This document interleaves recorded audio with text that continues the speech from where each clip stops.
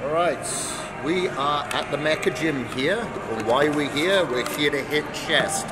So this entire workout is going to be made up of isolation movements. So pec deck, cable, crossover, flies, things like that. There's a couple of reasons behind it. Number one, I've got a supraspinatus tear, and I've also got a tricep tear. Not done within the gym, however, it was snowboarding and stuff. But I need to work around these injuries. I'm not going to stop training. If I can train without further aggravating the area, I'm going to continue to train. And what I have found over the last few weeks of doing these isolation movements, my pec soreness has been through the roof.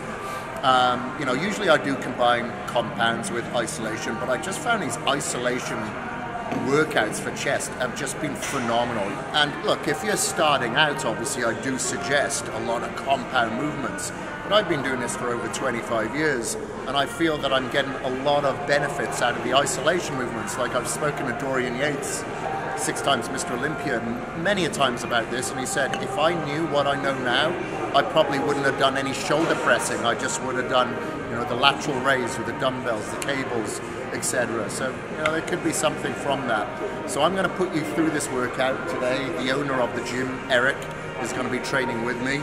So follow this along and try it out for yourself. Let me know what you think. Put your comments below. If you like the video, obviously share it with other people.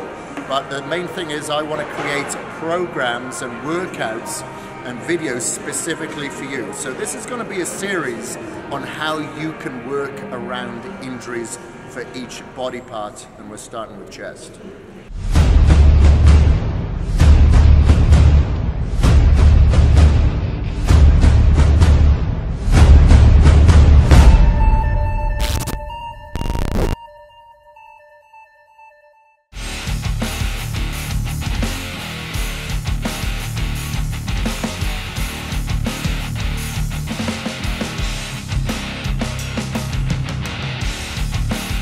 What's up everyone, Kris Gethin here, and we've got Eric starting things off. Well, I've just done my set, he's going for his set now.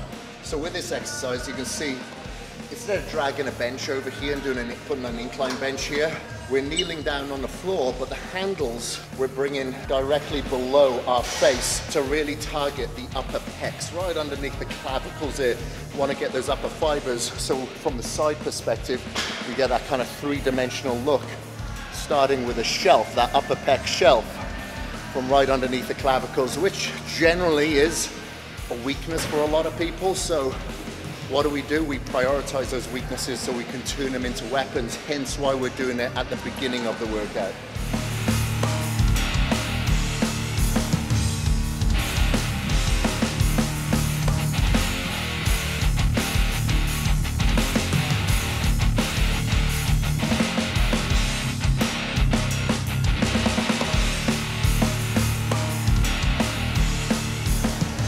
So having these handles on here will give you a little bit more free range of motion here as well. So, you know, sometimes when you're on like a bench press, and you can feel a little bit restricted dependent on where your insertion, your attachment point is.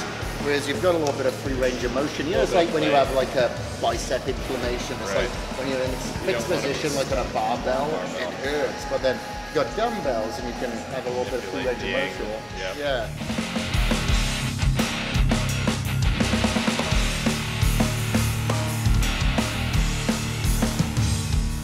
So while I'm just thinking about it, on all these movements, you'll notice that we've got our elbows up pretty high. And if you do have a rotator cuff injury, labrum, supraspinatus, whatever, it may help you. You're going to have to play around with this. It helps me by having the elbows up high. So if you're doing any type of fly movement, don't put pressure which allows your arm to fall back. Keep your elbows so you are, you know, you're stuck there, you're solidified, you're not loose.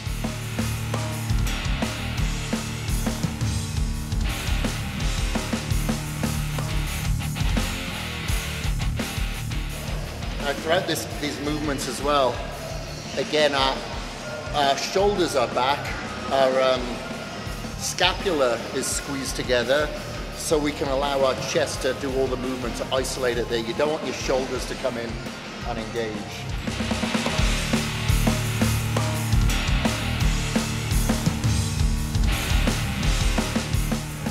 So what we're doing now, okay, we're cheating a little bit. We are doing a slight compound movement.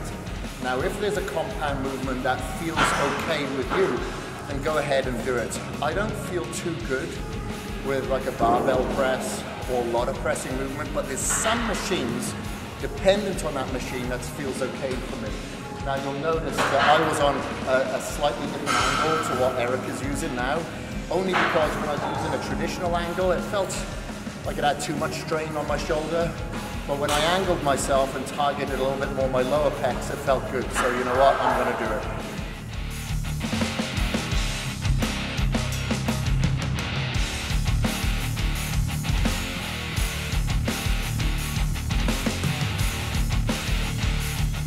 You'll notice how Kris is not extending his elbow really far because of that tricep injury, so he's staying right in this rep range to try and target those lower pecs. Yeah. Too much extension is gonna...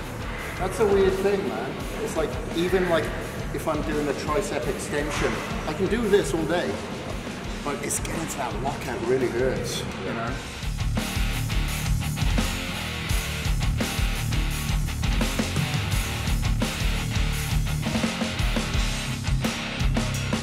So with these flies here, we're going up about 3/4 of the way. We're not going all the way up.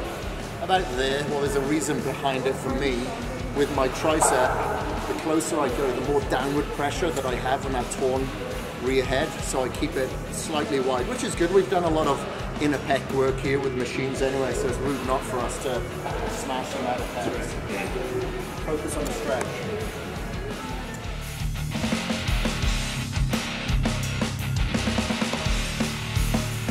I actually hardly use dumbbells with flies anymore just because the range of motion is just so limited, you know. It's like once you get to here anyways, yeah, very little totally tension. lose the tension. That's right.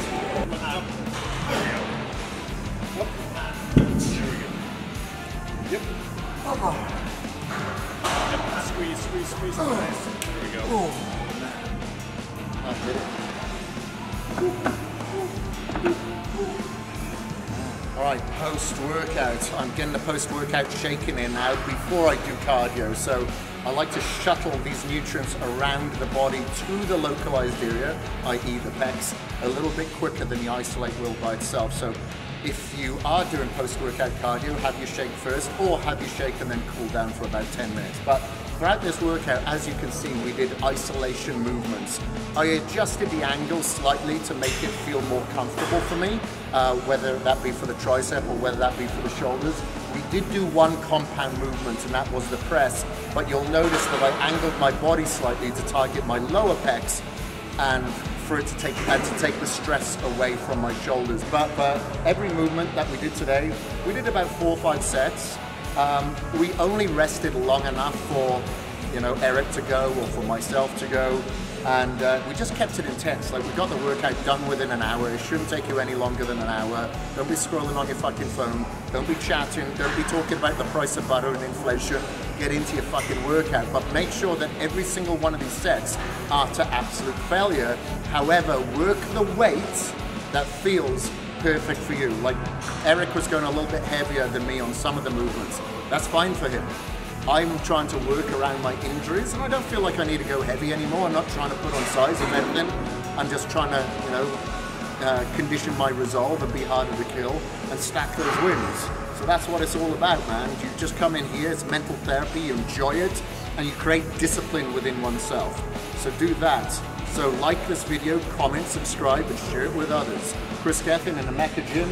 Eric is over there somewhere. We are out. Peace.